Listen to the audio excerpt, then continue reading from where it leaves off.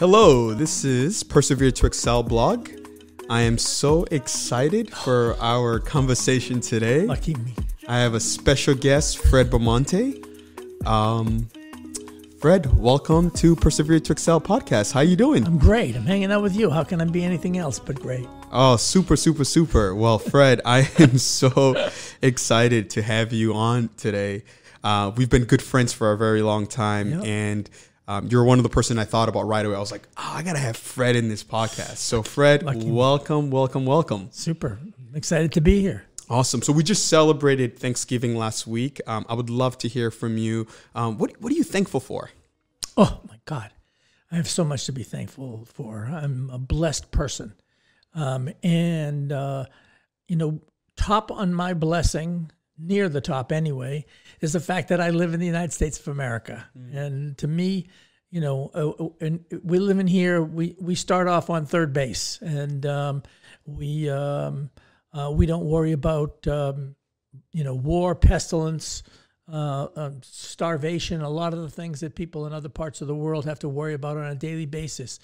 So, and then I have good family. I have I had a great mom and dad, and I have 2 brothers and a sister, and we love each other. And I have 4 kids and a great wife. I got tons to be thankful for, and I've pursued my passions, and the United States gives you the opportunity to do that, and you can make things happen here. So so I have been reasonably successful in music business and in education. 2 totally different fields, but in some ways they're the same for me. But so I pinch myself every day. I got friends like you. To me, who's luckier than I am? That's awesome. Thank you for that introduction. And I would like to give my listener a little background of how I actually got to know Fred. But before we do that, Fred, if you can give just like a quick background of who you are and what you do, what your involvement is, and then that would kind of paint a good picture for me to talk about how I connected with you and how we developed the relationship. Sure. So, I had 2 passions in my life: kids and rock and roll. And I pursued both of them. And part of the rock and roll piece was with my life savings of $600. I started a hole-in-the-wall company called Daddy's Junky Music Store, and grew it from the smallest of over 11,000 music stores in the United States to the 15th largest in the country. And I had my office up in Candia Road, and whenever folks would, come in, we had a cleaning service come in, and whenever folks would come in and clean my office, they, I would always make conversation with them, thank them for what they were doing, and just, try and be as friendly as I could. And so one day, this kid, how old were you, 15? I believe I was 14 years old. Yeah. And how did you get how were you able to work legally at 14 years of age? Yeah. So, I don't want to name the company because I don't want to get a company in trouble. But a gentleman from my church had his own cleaning company. And I was always tall and big for my age. So I started working for him like even younger than that. But he would contract me at times to say, hey, we have this big post-construction cleaning.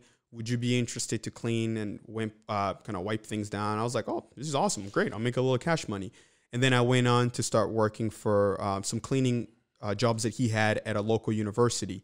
So by the time I got to high school, he lost a man who used to work for him. So he said, hey, would you be interested to start working with me on a regular basis? And I was like, sign me in. So that's literally how I started working for this cleaning company. So we would clean hospitals, new construction, old construction. And then he had his regular clients that he would work with, like companies. So Daddy's was one of the places where he was cleaning. So I found myself walking into all these different offices, and Daddy's, where Fred worked, was one of the places that I would go and clean. And I just remember how I was like, wow, this is a really cool spot. Look at all the instrument. And I definitely remember Fred's office. Fred's office was like a museum. There was all these posters of different bands, all this really cool memorabilia. But I do remember the first time I engaged in a conversation with Fred, and it was just like, hello. And Fred was just so open to kind of, learn more of who I was. And I just remember the way that he said hello back to me. I was like, wow, this dude is cool. And that's how it started, Fred. And to me, it was the same thing. I was like, I started talking to you and I was like, oh my God, this kid's amazing. That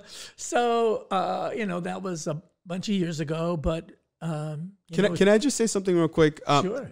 So for me, the fascinating thing was, obviously working for a cleaning company is not like a sexy thing, right? To be like, oh, I work for a cleaning company. Yeah. So, and there might be a lot of shame to that, right? Like to be like, oh man, I worked for a cleaning company. But for me, I always knew that it was a pathway for that moment in time where I was in my life to earn a little bit of money so I can relieve my mom from not having to work harder. So I always knew that, it was just a temporary thing, but I also was very intentional anytime I interacted or engaged with people while I was working as a cleaner to let them know, hey, I am this as you see me, but I have other aspiration too.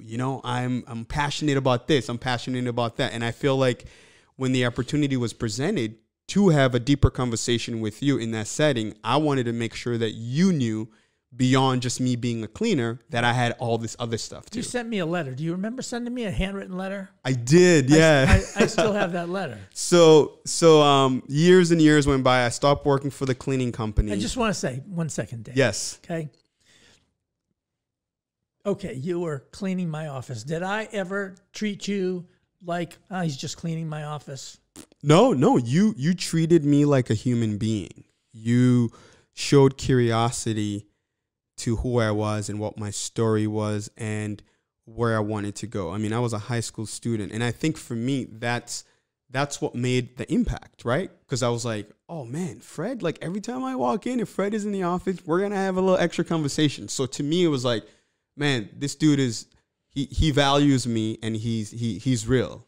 So that's really what gravitated for me to be like, man, I can talk to Fred. So that's what led to this next story where I stopped working for the cleaning company, and it was about 2 years later. I was a senior in high school, and I started submitting letters to colleges, and I got accepted to 5 different universities. And during this time, I decided that I was going to reach out to different community leaders to let them know what I've been able to accomplish and this decision that I have to make. And for me, it was about, what can I learn from these different leaders in my community that could inform where I end up going? And I remember when I thought of Fred in my head that night, I was like, I got to reach out to Fred. I don't know if he remembers me, but I just know this dude was so cool. Like, I would love to sit down for lunch with him just to let him know where I am and this big decision I have to make of where am I going to go for college. So I wrote this letter and I sent the letter out to Fred. So Fred, tell me what happened when you received this letter. Put a smile on my face, and it showed me that you cared about our connection, and which made me happy because I always loved our interactions. And I used to take you out back, introduce you to others, right? So I knew you were amazing from day one. And I was then, even though you were just a teenager, a young teenager, I knew then that you were a special young man that was going to do some amazing things, and how lucky I would be if I had the opportunity to be a part of that. So, wow, that's incredible. That's very incredible. And I would definitely like to emphasize on that, because part of this podcast, it's about persevere to excel, right? It's about, regardless of where you are in life, regardless of what challenges that you have, if you work hard, and part of working hard are things like being resourceful, utilizing the network that you have, building relationships in order to create that pathway that's going to allow you to get out of the situation that you're in. So, you know, I am very, very grateful of so many people that have played such an important role in my life. And Fred has always been there for me. So, yeah, when I reached out to Fred, like, and when he responded back, I was like, Fred, let's go out to lunch. And when we went out for lunch, I literally sat there and just explained to Fred where I was and this huge accomplishment that I made and what he thought about it. You know, what was going to be the best decision for me to take. There was some colleges that were outside of New Hampshire. I told Fred that I wanted to stick around in New Hampshire for a couple of years because my brothers were still young and I wanted to be involved in their life and making sure to help my mom out. And, you know, just being able to have someone to hear me out, it played such an important role. So thank you so much, Fred. I appreciate that. And that was the genesis of our relationship. And we've worked together and collaborated together and so many different things within the last couple of years. But I just wanted to really emphasize that. And Great. I just want to say thank you so much. Oh, thank you. All right. So Fred, I brought you here because a lot of the folks that I work with, organizations that I work with, regardless if they're affluent or not, the human experience plays a very big part of who we are. Relationships, you know, success, struggles, who we are, our identity, our sense of belonging. And perseverance is such an important element of what helps us to move forward in life. So in our conversation today, I want to ask you if you can think of, you know, a time in your life where you had to persevere through something. What is it? And I would love to have you share a little bit around that. Well, you know, I'm a little older than you are, so I've had some time to accumulate some experiences that, you know, most of my experiences in my life have been great, but I've had others that have been challenging for me. And so I would say I started off as a terrible student. I was the worst in my high school. I finished 206th out of 212 kids. And I didn't know they were going to let me graduate until 2 days before graduation.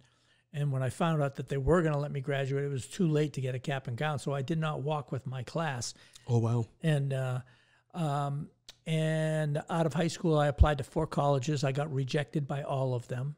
And my mom told me that if you don't go to college, you're going to have a hard time making a living. So she scared me.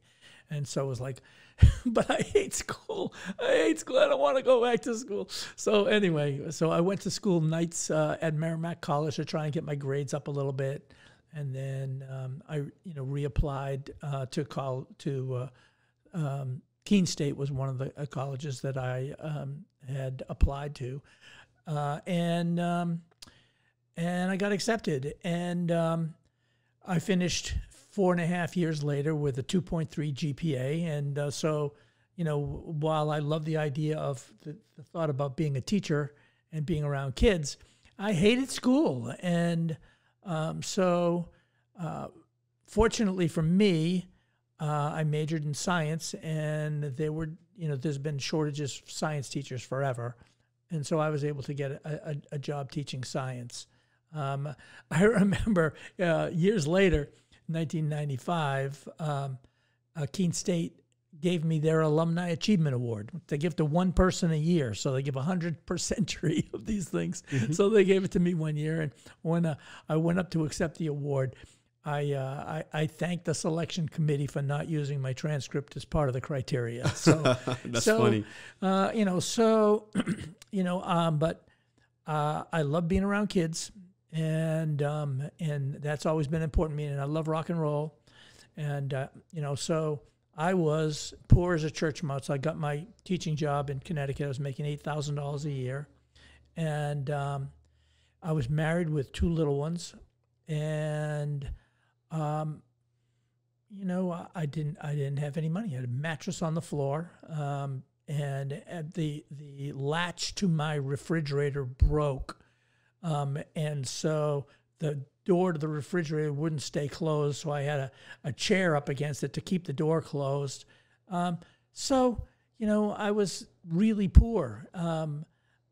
But I had, in college, I played in a rock band, and one day my lead guitar player came to band practice, told me he had a friend of his who needed bail money and had a guitar that he wanted to sell. And I knew the guitar was worth more than what he was trying to sell it for. Right. So I bought this guitar for the purpose of reselling it. And I sold it, and I made $50 in 1966. And instantly the clouds parted and the sun shone through, and the choir sang. It was like, oh my God, I have to sell guitars. Wow. And so that was what ultimately would become the start of Daddy's Junky Music. But I got a job teaching in Stamford, Connecticut, 8th grade science, and was selling, musical instruments, used instruments on the side to try and earn a few extra dollars. And then one day I saw an ad in the Norwalk, Connecticut paper about a space for rent for $75 a month, including some of the utilities. And so I went down to look at it, and it was in the second floor of this 3-story building. The top 2 floors had not been occupied since the 1930s. And the landlord took me up the stairs. It was like a mess. It was just dust and dirt everywhere. He went over to the door and he says, $75 a month, you fix it. And so he opens the door, which kind of was falling off the hinges. And I walked inside, and a mouse was running around the corner. Wow. And then there were piles of bones and feathers of dead pigeons that got in through broken windows and couldn't find their way out. And then the ceiling was a plaster ceiling, but it was falling. The ceiling was if you hit the ceiling, pieces would just fall down.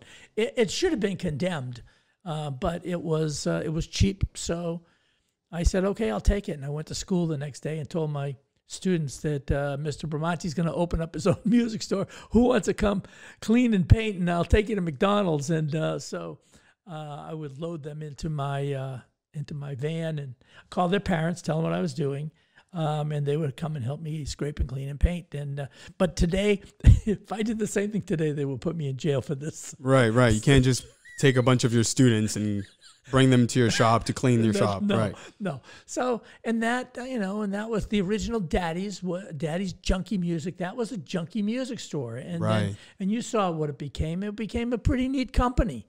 And we had 21 stores. And I'm very, very proud of what Daddy's became. And but never got the education out of my blood, the passion for kids. So I have a question. So during the scaling process, right? So now you told us the genesis of how this started, and you described this room and what it was like, and you looked at the opportunity. And what were some of the critical milestones that allowed you to go from one store to over 21 stores all over different places? I'm curious to know, because a lot of people, they might be doing well where they currently are with what they're doing. It's the scalability that it's challenging at times. So I'm curious to know from your experience, how did you, how were you able to move from that, from the next store to the next store? What was that process like?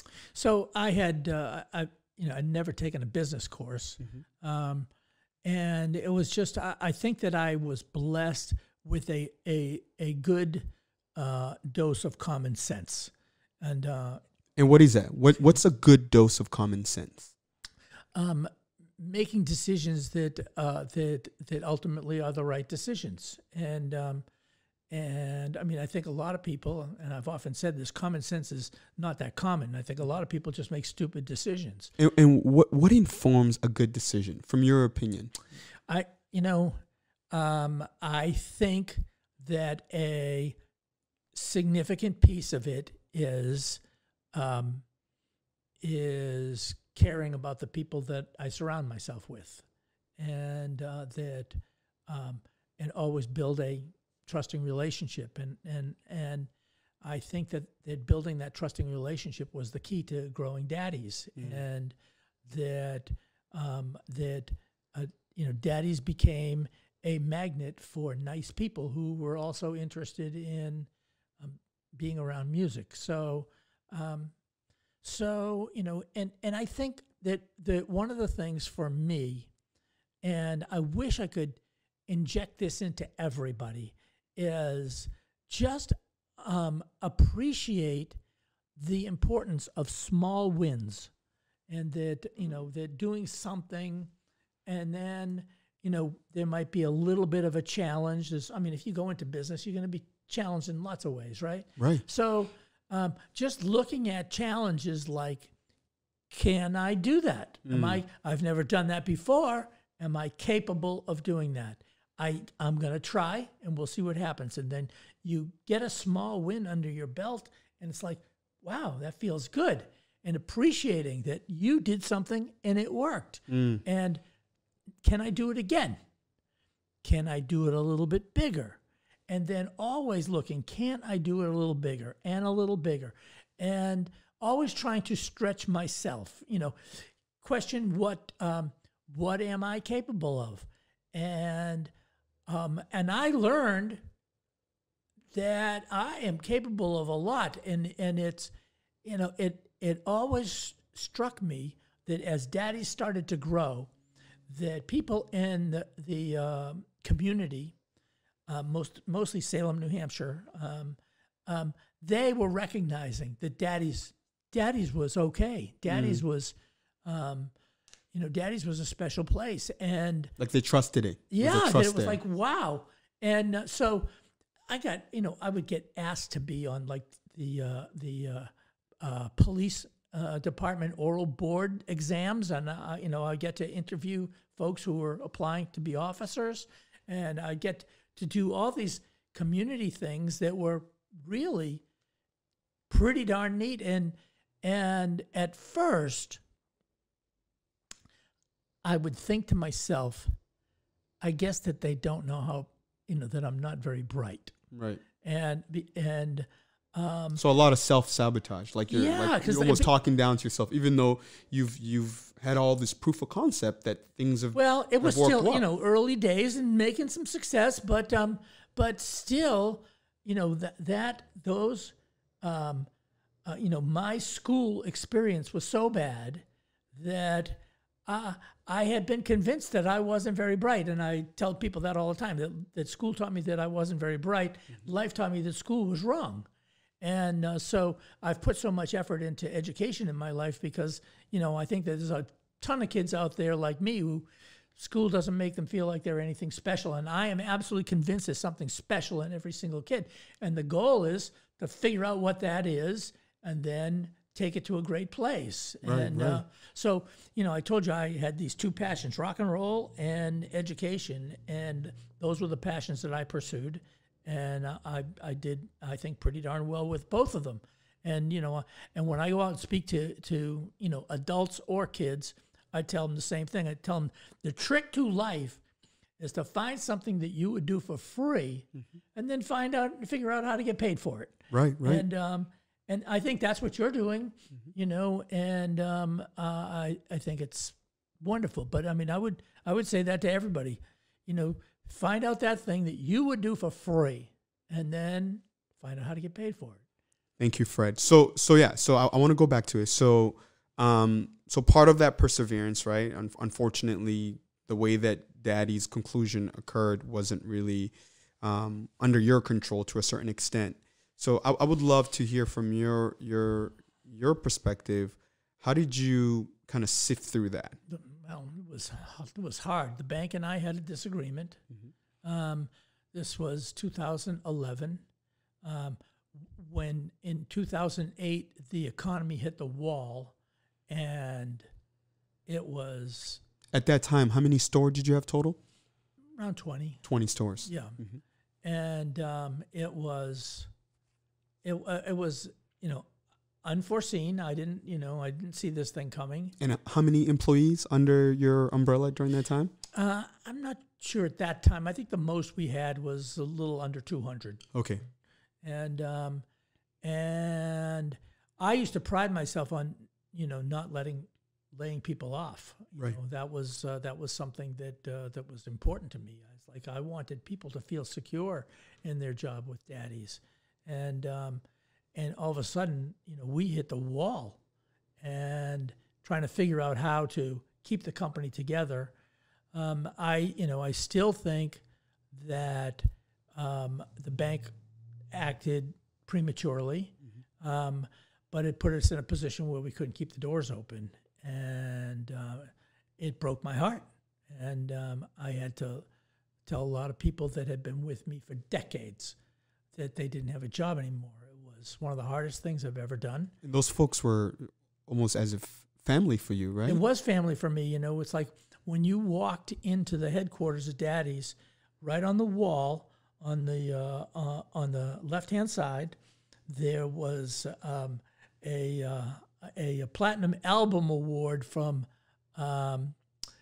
Sister Sledge. We Are Family, and so I bought that because that's what it was to me. You know, we did things at Daddy's that, you know, companies just don't do. We did some wonderful things. So how did you deal with that whole process of having, you know, something that you've built for so many years that benefited so many different people and so many people that were under you, that all of a sudden it wasn't going to be in existence anymore? How did you kind of walk through that? Well, it was hard, and I will say that it's still hard every day, in the sense that you know, it was like a kid. That was like my child, and you know, not as important as a true family member, but you know, still really important to me. So you know, I can't dwell on it. Mm-hmm. Did you ever see the movie The Never Ending Story? No, I don't believe I've ever seen it. It's a great movie. You should especially you should have your kids see it too. It's a great kids movie. But there's one part, this young warrior Atreyu, and he is set out on a quest to save Fantasia, and he is told that the quest will take him many places, but one of the places that he is going to go to is that he's going to encounter is the swamps of sadness. And he is told that he who lets the sadness overcome him will sink into the swamp. And I used to pretty much every year for a while. There was a teacher in Salem, Mr. Rose, and I used to go into Mr. Rose's class just before a vacation and show the movie to the kids, and then stop it every once in a while and talk to the kids about what does he mean by the swamps of sadness, and he who lets the sadness overcome him will sink into the swamp, and get them. These were fifth graders, but get them to understand that everybody has their swamp of sadness. Right. Everybody. Mm-hmm. And you know, you deal with it, but you can't let it take over your life. You have to put it in perspective, you know, mourn the loss and get on with your life. And then, you know, it's, I always, you know, when I talk to kids about it, I said, you know, how are you going to be defined? Are you going to be defined by, would you be, you know, defined as a chin up person or a chin down person? Okay. Because a chin down person, that's the person who lets the sadness overcome him. You know, a chin up person is going to say, no, I'm getting through it anyway. And if, you know, another part in the movie, the Luck Dragon, says to Atreyu that you work hard and luck will find you. And I think that's, fortunately for us, there are those kinds of opportunities in America. But I think, you know, what I talked to you about earlier about that whole thought of being nice to other people, being kind.